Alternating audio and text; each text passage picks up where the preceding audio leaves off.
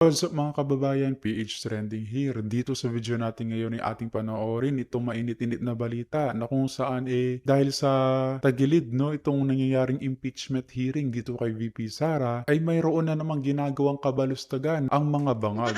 Naku naman po. At kung ano man yun ating malalaman dito sa video na ito. Pero bago ang lahat huwag niyo po sana kalimutang mag-like at subscribe para updated kayo sa ating channel. At yun na nga mga kababayan, kamakailan lamang may napaslang na BBM vlogger mga kababayan at ngayon parang ang plan B isisi ang pagkamatay nito dito kay VP Sara. May maniniwala pa ba sa ganitong eskema? Alam naman natin na ganito ang ginagawa ng mga ngagba na tanim kaso lamang at walang katotohanan. Kaya ang wika ng taong bayan masyado ng halata ang script na ginagawa ng mga ngagba na para bang ginagawa na rin tayong engot. Naku naman po. Kayo ba, naniniwala ba kayo na may kinalaman itong si VP Sara sa pagkasawi ng isang BBM vlogger? Dahil kung akong tatanungin anong paki ng isang vice presidente sa isang troll? Naku naman po. Kung kaya naman hindi ko na patatagalin pa, ito na ang buong video. Magandang araw mga banateros, at ngayong araw na ito pag-uusapan natin yung tungkol sa pagkamatay ni Mima, yung vlogger ng loyalistang vlogger.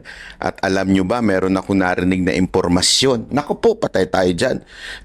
Dahil alam nilang tagilid ang impeachment ni VP Sara Duterte, ay malamang gagamitin itong pagkamatay ng vlogger at ibibintang sa mga Duterte at kakasuhan si VP Sara Duterte. May narinig tayong ganyan. Pero alam mo mga kababayan, ewan ko lang kung papayag bang taong bayan sa ganyan, kasi kita nyo naman ang bilis na huli nung gunman. Huli ka agad. Hindi natin alam baka mamaya kung ano-anong apidabid ang gagawin ng mga nasa gobyerno ngayon at ididiin ang mga Duterte. Kasi kung maalala ninyo yung kila Las Cañas at kung sino-sino Matobato, ginamit yun para ibangga kay VP Sara Duterte. Pero alam naman natin, pag hindi katotohanan, tataob yan sa ating justice system. Pero hanggang kaya nilang ididiin nila. Kasi kita nyo naman nangyayari sa impeachment ngayon Mga witness nila, puro basag, puro tibag. Ika nga, lahat ng kanilang mga witness talaga namang walang naidudulot na maganda para dito sa prosekusyon. So, naghahanap na ho sila ng iba pa pong mga gagawin para matanggal talaga at makulong si VP Sara Duterte. Meron pa ngang isa, yung ICC. Hindi nyo ba napansin? Pinapasok sa impeachment yun. Kasi pagdating sa ICC, meron din akong kwento dyan. So ayun na nga, nagkakape lang tayo. Kasi doon sa pool, dapat ako magkakape. May reservation. So yung mga restaurant doon sa taas, sa rooftop, wala dahil sa reservation. Pambihira, oo. Sabi ko nga puti pa yung mga reservation na tagalabas pwedeng magkape doon at pwedeng kumain. Pero yung mga hotel guest nila hindi pwede. Pambihira, Pero okay lang, ganun talaga buhay. Hindi kasi maliit lang din itong hotel na ito. So limited yung kanilang restaurant. Siyempre, priority nila mas marami ang reservations, malaki kita doon kesa doon sa mga hotel guests. Kaya nga po nagbabakasyon lang, staycation ba, para distress lang tayo. Eto na nga, pag-usapan na natin yung kay Mima at saka yung plano nila kay VP Sara Duterte. Alam mo, nung narinig ko yun, may narinig kasi ko sa isang lehitimong source. Ito na yung ating croissant,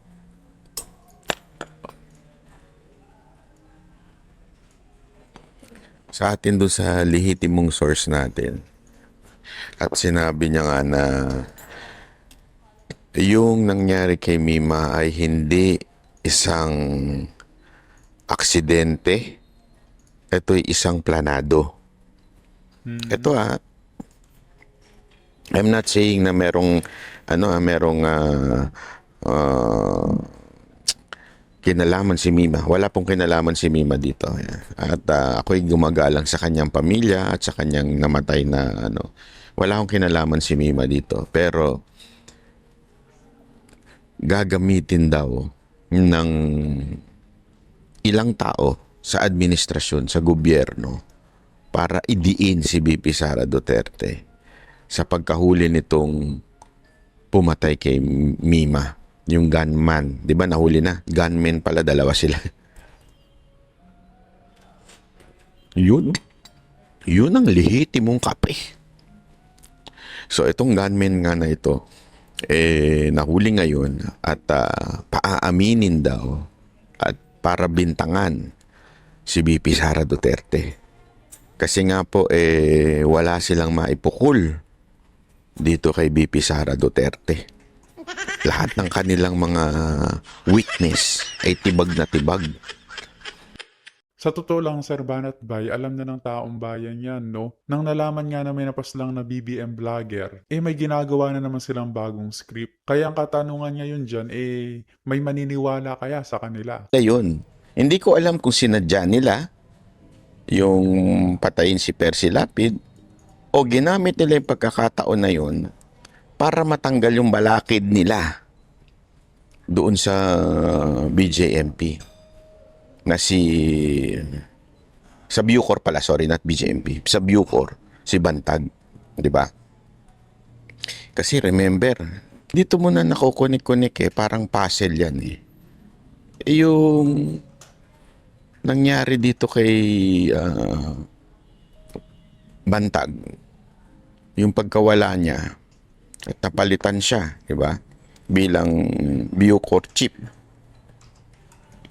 Tandaan ninyo yung dating mga Marines na security ni Saldico, sila mismo nagsabi, merong nadideliver, kaya sila dinimanda nung nung taga Bucor Sila nagsabi na meron daw di umano allegedly dinideliver sa kanilang pinagkukuhanan ng pera. Hindi ito dinideliver kay doon sa Bucor. Hindi, pinagkukuhanan daw ng pera doon sa loob. Ibig sabihin, at marami rin naman na ako naririnig na tuloy-tuloy na uli, bumalik na daw yung kalakaran dati doon sa Bucor. Naku po.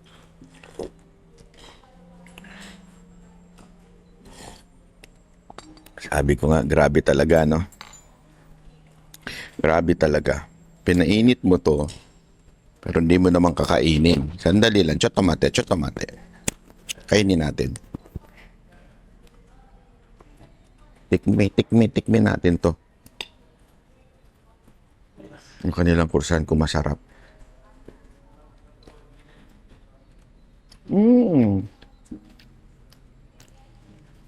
Pwede. Pwedeng breakfast to.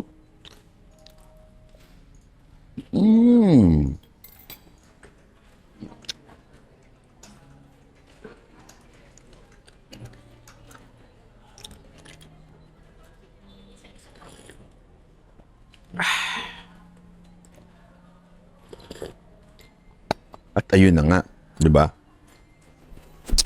Uy, laglag. Dali. Magnet na laglag.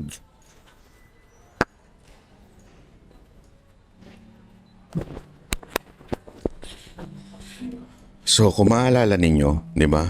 Yung pagkamatay ni Percy Lapid, ginamit nila yon. Maybe intentional yung pagkamatay o hindi intentional, but what we are sure is ginamit nila yon para matanggal etong si makasuhan at matanggal to si Bantag. And eventually, nung pagkalis ni Bantag, bumalik na yung kalakaran doon. At isa yan daw, di umano, sa source ng kanilang income, sabi ng mga alleged bintang ng mga 18 Marines. Sabi ko nga. So, etong kay Mima, nung naisip ko yun, sabi ko, posible. Hindi ko sinasabing pinapatay siya ng gobyerno, ha? Pwede, pero hindi ko sinasabi yun.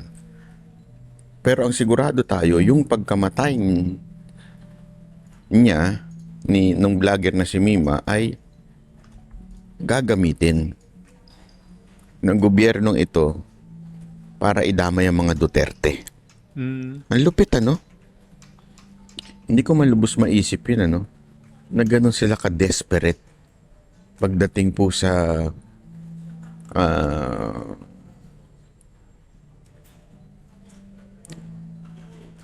ano,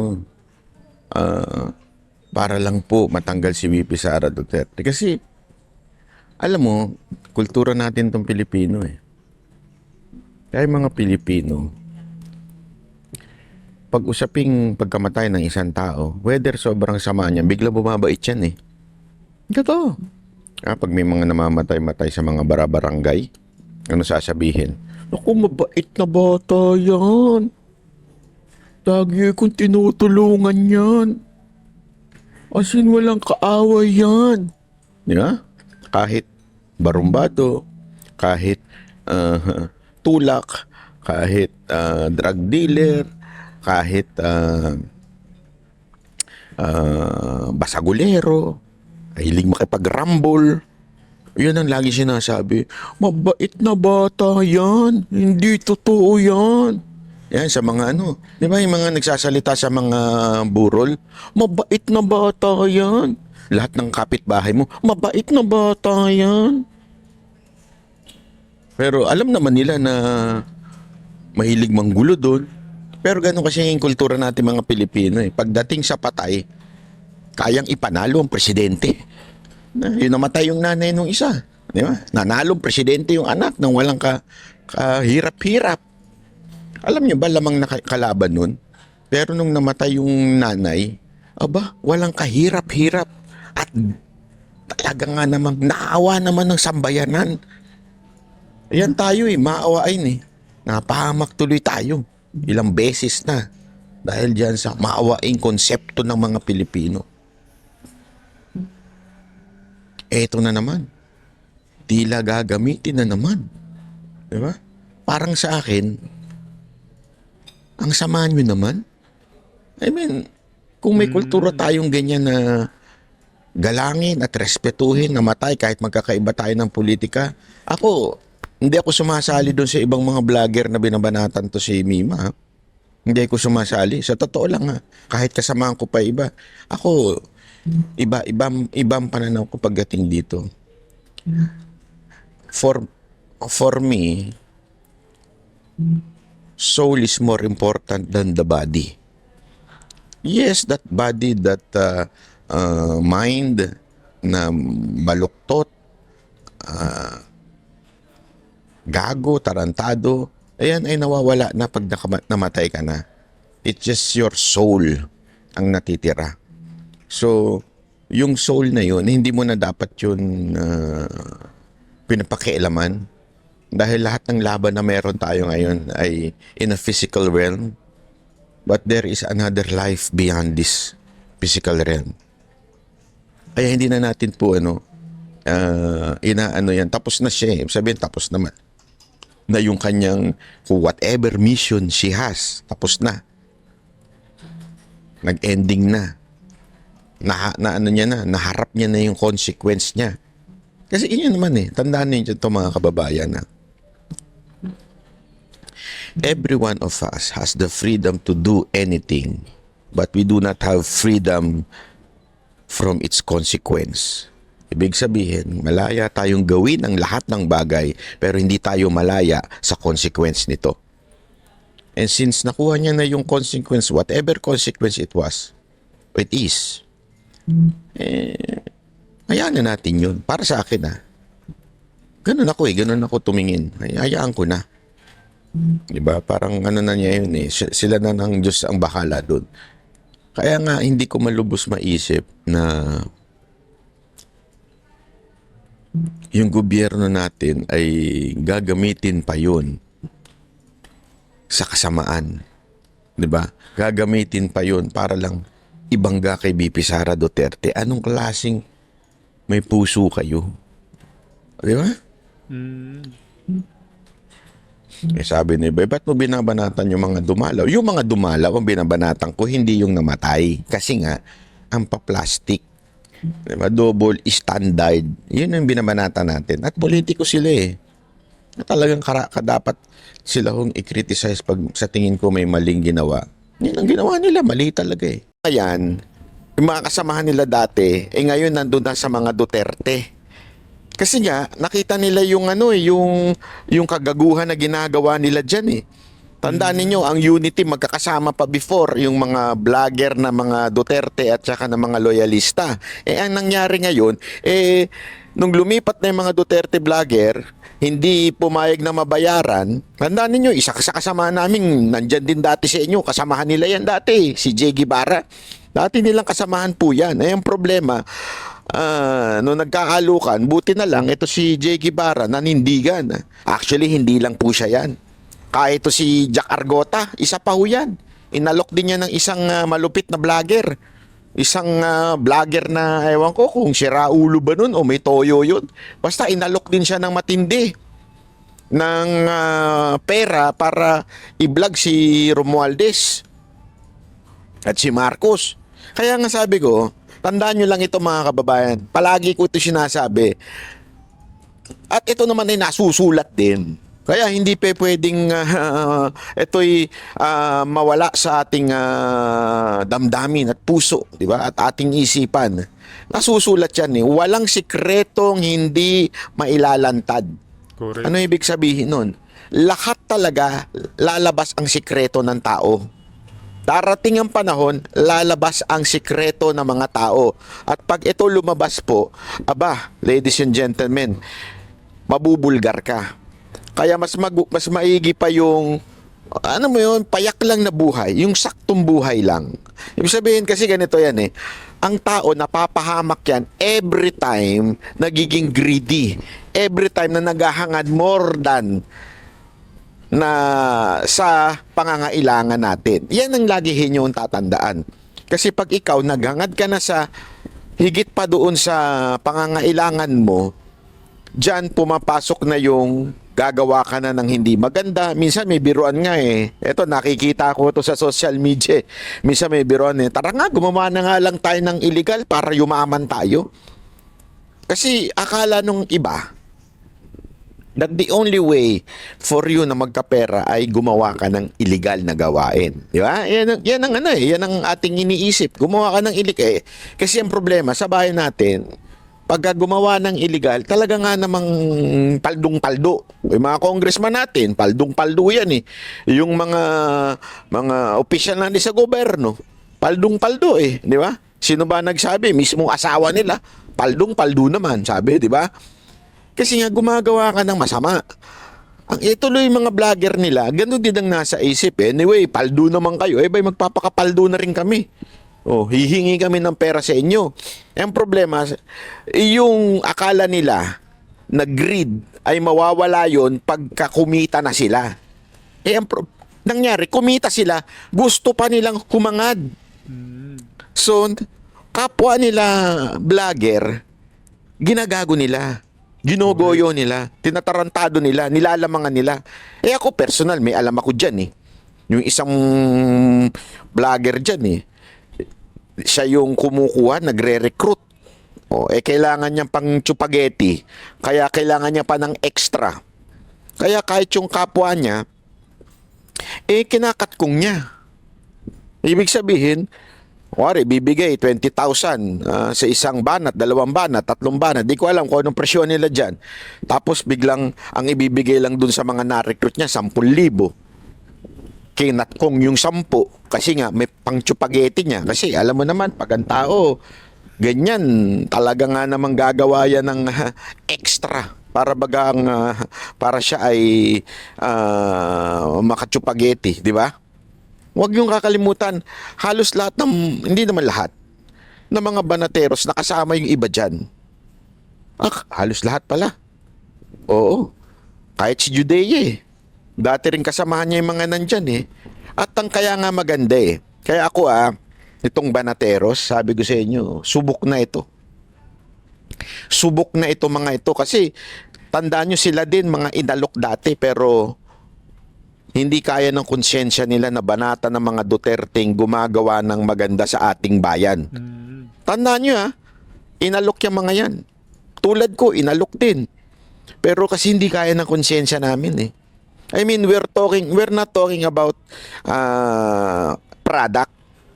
Former President Rodrigo Duterte could potentially return to the Philippines if the International Criminal Court, or ICC, is eventually dissolved. That is the view of a geopolitical analyst following U.S. President Donald Trump's firm stance against the International Tribunal, which he claims is a threat to state sovereignty. This report. The International Criminal Court, or ICC, is once again in the spotlight following U.S. President Donald Trump's call to dissolve the International Tribunal. In the Philippines, the ICC's role in the case against former President Rodrigo Duterte remains controversial. For critics of the Marcos administration, the government's actions paved the way for the former president to be brought to The Hague. They argue that the rights of a Filipino and a former president to undergo the judicial process in his own country were not defended. U.S. President Donald Trump expressed a similar sentiment, which is why he wants to dissolve the ICC. According to the Trump administration, the U.S. does not fall under the jurisdiction of the ICC because although it signed the Rome Statute in the year 2000, it was never ratified by the U.S. Senate. One of the key reasons behind Washington's opposition to the ICC is its investigation into alleged war crimes in Afghanistan, including allegations against members of the U.S. military. In an interview with SMNI News, geopolitical analyst Herman Camentong Chu Laurel said this is one of the main reasons Trump wants to oppose the ICC. Kinakasuhan po nila yung ilang mga sundalo ng Estados Unidos sa mga gera ng Estados Unidos tulad sa Afghanistan. Siyempre ayaw na ayaw ng Amerikano po yun. Pero si Trump ang medyo may independence from the European leaders talaga na gawin ito na itakwil lang ni ICC todo-todo. Pero dapat naman talaga matanggal na yung ICC sa ating bansa, mga kababayan, sapagkat una mayroon naman tayong sariling jurisdiction. Openly at labanan ng ICC. Camentong emphasized that if the ICC were to be dissolved, there is a possibility that former President Rodrigo Duterte could be brought back to the country. However, he added that this still depends on the pressure applied by the United States regarding the matter. Depende na yan dito sa pressure talaga ng Basta ang kasiguraduhan lang dito, mga kababayan, kapag nalaya itong si Tatay Digong, no, at nawala yung ICC, panigurado mangangarag itong mga bangag. Pero si Trump ang medyo may independence from the European leaders talaga na gawin ito na itakwil lang ni ICC todo-todo openly at labanan ng ICC. Camentong emphasized that if the ICC were to be dissolved, there is a possibility that former President Rodrigo Duterte could be brought back to the country. However, he added that this still depends on the pressure applied by the United States regarding the matter.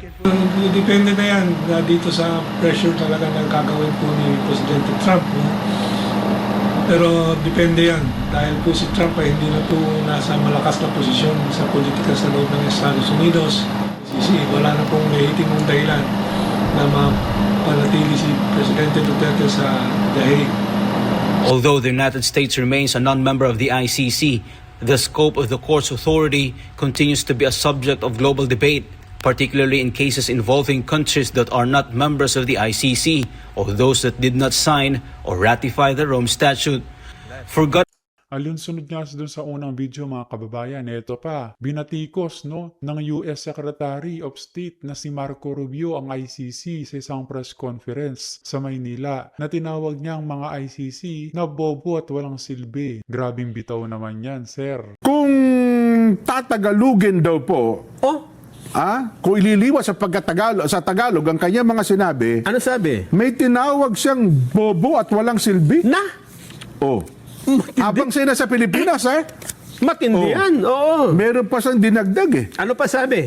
Yun daw mga taong yan ay pinamumunuan daw ng mga buwang at baliw. Naku po! Masakit ka magsalita, Ginoong Marco Rubio. Pag Tinagalog. Pag Tinagalog, ay gusto mo ba marinig sa Ingles? At saka, gusto kong alamin kung sino tinutukoy niya. Dahil dito sa Pilipinas, maraming ganyan ngayon na nagpapalitan ng kung sino yung bobo, kung sino yung, di ba? May mga pinagkasabihan silang pasakit din pala magsalita itong si Ginoong Mark Rubio. At sinabi niya ito, habang siya nasa Pilipinas, sa harapan ng mga mamamahayag ng Pilipino. Di ba nakipag-usap siya kay Pangulo? Oo, kay Pangulo. Hindi naman siya yung sinasabihan. Hindi. Ah, baka. Maraming PSG yun. Bakit ka makalabas dyan? Pero habang siya narito at kaharap po mga mamamahayag, may sinabihan po. Ibig sabihin, press con ito. Press con.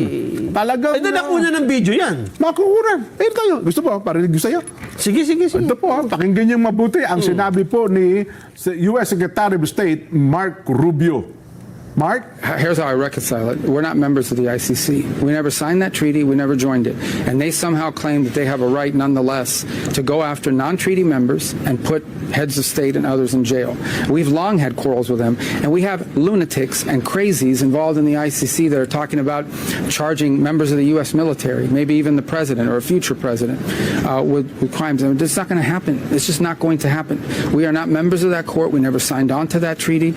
They need to understand that. If people want to sign on and be a part of that stupid organization, they can. But we're not going to be a part of it, and they're not going to apply their jurisdiction to Americans. That's just not going to happen. We're not going to tolerate it now or in the future, and we've warned them about it repeatedly. And now they're going to see the consequences of ignoring us.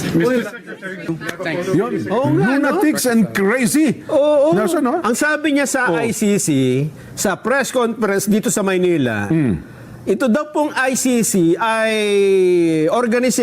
stupid organization run by lunatics and crazies. Kita mo na? Mga baliw. Ibig sabihin, Mga baliw at nagpapatakbo ng ICC. mga buwang. Ito ililipat po natin sa Tagalog. Ba't tayo nagpadala ng Pilipino doon para doon litisin? Mga buwang pala yung naglilitis doon. Baka kung anong gawing hatol doon. Ayun na nga. Baka ang gawing hatol doon, kurutin hanggang sa... Nako. Yan ang sabi Ang niyo. tindi, Tinawag nitong bobo at walang silbi na organisasyon ng ICC na pinamumunuan daw po ng mga taong buwang at baliw. At sinabi niya na walang jurisdiction daw po ang ICC sa mga Amerikano dahil hindi sumali ang Estados Unidos sa Rome Statute na ito. Di ba? At sa kabila, anya nito, iginigiit pa rin umano ng hukuman na may kapangyarihan itong usigi ng mga sundalo, opisyal at Pangulo ng Estados Unidos. Nagbabala po si US Secretary of State Mark Rubio na mananagot ang ICC dahil sa patuloy nitong pagbabaliwala sa mga paulit-ulit na pagtutol ng Amerika. At sinabayan ang mga pahayag ni Rubio ng paghihigpit ng Washington sa hukuman sa pamamagitan daw po ng restriction sa visa, travel ban at mga sanctions laban sa mga tauhan po ng ICC at mga grupong kaugnay nito. Una na pong sinabi ni Rubio na nagsisikap ang Washington na buwagin ang ICC, isang hakbang na may malaking kahulugan sa Pilipinas matapos pong arestuhin ang dating Pangulong Rodrigo Duterte. Buwagin nyo na. Ang tagal naman eh. Yun na nga. Mabigat yung mga pahayag na ito ni US Secretary of State Mark Rubio. Pero nung siya pala humarap sa Pangulong Bongbong, mukhang hindi nila napag-usapan itong puntong ito. Mukhang hindi nga napag-usapan. Hindi nila kasi, alam naman natin, bagamat ang Pilipinas ay matagal na pong umalis dahil sa Rome Statute na ito, aminin man natin o hindi, ay patuloy po ang pakikipagtulungan ng Pilipinas. Totoo. Oo. Ang katunayan, naroon po ngayon sa Dahig, sa ICC, ang dating Pangulong Rodrigo Duterte. At bukod dyan, Jen, ha? Nandun na yung Pangulo, di ba? Dating Pangulong Duterte. Hanggang ngayon, anong katunayan na hanggang ngayon ay nakikipag-cooperate pa tayo sa ICC? Nako. Si Senador Bato, hindi ko makalantad-lantad kasi inaaresto ninyo. Gamit ang warrant ng ICC. Yes. Sapagkat sa anumang korte ng Pilipinas, wala po siyang warrant. Walang warrant po, Senador Bato de la Rosa. Ang warrant na hawak daw ng mga otoridad ay warrant na galing po sa ICC. Na nasa cellphone yata. Paano ngayon ito? Ano ngayon ang indirectly, ano ngayon ang mensahe nito sa mga opisyalis ng pamahalaan? Ibig sabihin, nakikipag-coordinate tayo at nakikipagtulungan sa mga baliw dyan. Sa mga lunatics and crazy. Lunatic crazy. Oo. Hindi ba? Tama.